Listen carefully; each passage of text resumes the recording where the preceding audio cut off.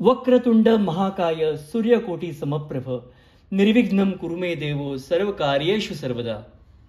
ओम चंद्राय नमः. ओम चंद्राय नमः. ओम चंद्राय नमः. अर्थात आज चंद्राचं या चतुर्थीला महत्त्वाचं स्थान आहे. ही संकष्टी चतुर्थी तुम्हाला चंद्राचं एक महत्त्वाचं स्थान सांगून जाते एका कहाणीतून.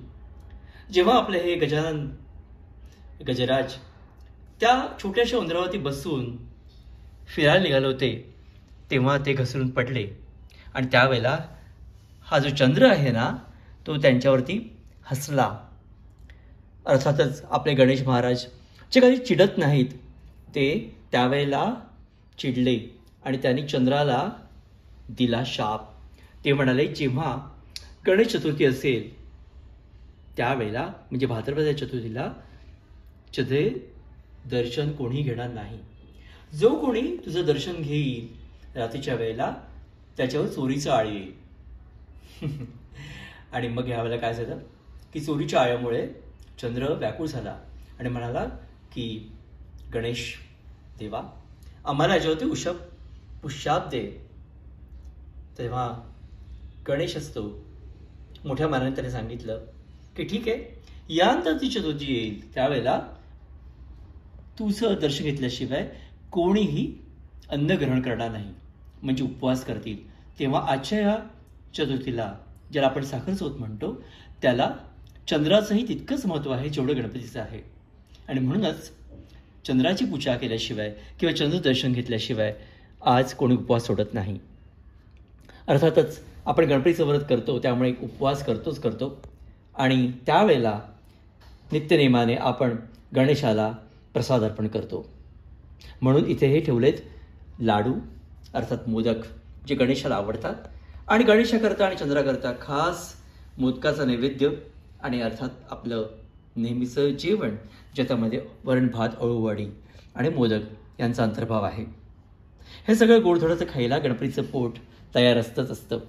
परंतु याच्यातनं मला एक थोडंसं सांगावंसं वाटतं आणि थोडंसं मी बालपणाकडे जातो. जेव्हा मी खूप लहान होतो तेव्हाची गोष्ट सांगतो तुम्हाला.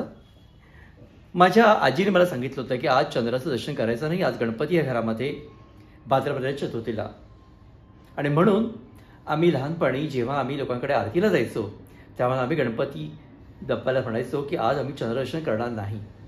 परंतु आमचे मित्र खट्याळ असतात ते मुद्दामून विनय हा बघ चंद्र दिसतोय असं करून आकाशाकडे बोट दाखवायचे आणि चुकून चंद्रदर्शन सगळ्यांनाच व्हायचं. अर्थात त्यावेळेला आम्ही मनाला घाबरायचो. तेव्हा याचा उपाय दिला होता आजीने. ते म्हणाले असं झालं तर मग कोणाच्या तरी घरावरती कौलावरती आपण दगड मारायचे. त्यामुळे का होईल ज्याचं जे घर असेल तो बाहेर तुम्हाला शिव्या देईल आणि त्याने आपल्या शिव्या दिल्या म्हणजे आपल्या पापाचं निर्मूलन झालं असं समजायचं. आणि म्हणून मी त्यावेळेला शिरगावात होतो आणि शिरगावमध्ये आम्ही एक आमचे होते ब्राह्मण मोगरे म्हणून त्यांच्या कौलावरती आम्ही नेहमी दगड मारायचो की जेणेकरून ते आम्हाला ओरडतील आणि आपल्या त्या चंद्रदर्शनातनं आपली मुक्तता होईल जो कदाचित आपला शाप मिळाला असता की चोरीचा आळ येऊ शकतो म्हणून. तर अशी विलक्षण छोटीशी आमची कथा त्यावेळची आणि समजूत. परंतु आज मी जेव्हा बघतो की चंद्र जो आहे तो शीतलता देतो, माधुरी देतो, गोडवा देतो. गणपती बाप्पा आपले ज्ञानाचे देव आणि चंद्र हा शीतलतेचा देव. ह्या दोघांचा संगम झाला तर नक्कीच जो मनुष्य आपल्या संसारामध्ये जीवनामध्ये यशस्वी होतो त्याच्याकडे पूर्ण ज्ञान असणं आवश्यक आहे आणि तेवढं त्याच्या स्वभावामध्ये शीतलता असणं आवश्यक आहे. मला वाटतं साखर चौथीचा हा एक मोठा बोध आहे तो तुम्ही सर्वांनी घ्यावा. आणि अर्थातच सगळ्यांना आजच्या साखर चौथीच्या शुभेच्छा. गणपती आणि चंद्रदर्शन जरूर घ्या आणि मग आपला उपवास सोडा. अर्थात चंद्रमाधुर्य आणि गणपतीची विद्वत्ता तुमच्या जीवनामध्ये नेहमीच यावं अशी इच्छा आणि अपेक्षा. नमस्कार. द विनिंग टॉक्समध्ये विनय पोद्दार.